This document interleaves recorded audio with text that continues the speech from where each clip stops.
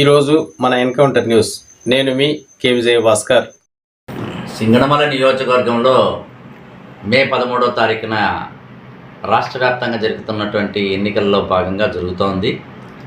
ఈ నియోజకవర్గం సంబంధించినటువంటి రిజర్వేషన్లో వ్యక్తులుగా అనేక మంది అభ్యర్థులు పోటీ చేస్తున్నారు. సిపిఎం పార్టీగా మేము విజ్ఞప్తి చేసేదేమంటే, ఈ నియోజకవర్గంలో డాక్టర్ బిఆర్ అంబేద్కర్ స్మారక భవనాల నిర్మాణం పట్ల ఆ పార్టీల వైఖరి స్పష్టం చేయాలా.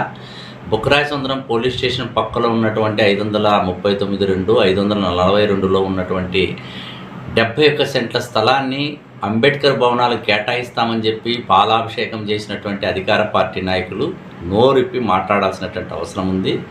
ఈ విషయంలో ఎమ్మెల్యే గారిని తప్పుదోవ పట్టించారా, లేదా పార్టీ కార్యాలయం కట్టడానికి ఏమన్నా ఎత్తుగడలేస్తున్నారా, లేదా ఏదో రకంగా ఆ ప్లాట్లని వేసుకొని కబ్జాలు పాల్పడేటువంటి పద్ధతుల్లో అధికార పార్టీకి సంబంధించిన ముఖ్య నేత కుటుంబ సభ్యులు చేస్తున్నారనేటువంటి తెలిసింది. దీని మీద వైసీపీ అధికార పార్టీ నాయకులు స్పష్టం చేయాలా.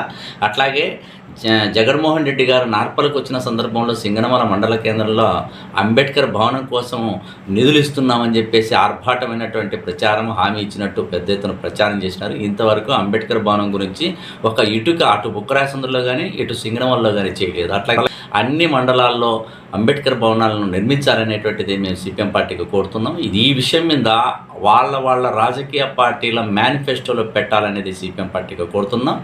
అంబేద్కర్ పేరు చెప్పి అంబేద్కర్కి పంగనామాలు పెట్టేటువంటి పాలకులు ఎవరొచ్చినా కానీ మేము ఎదుర్కొంటాం అనేది ఈ సందర్భంగా సిపిఎం పార్టీగా హెచ్చరిస్తున్నాం.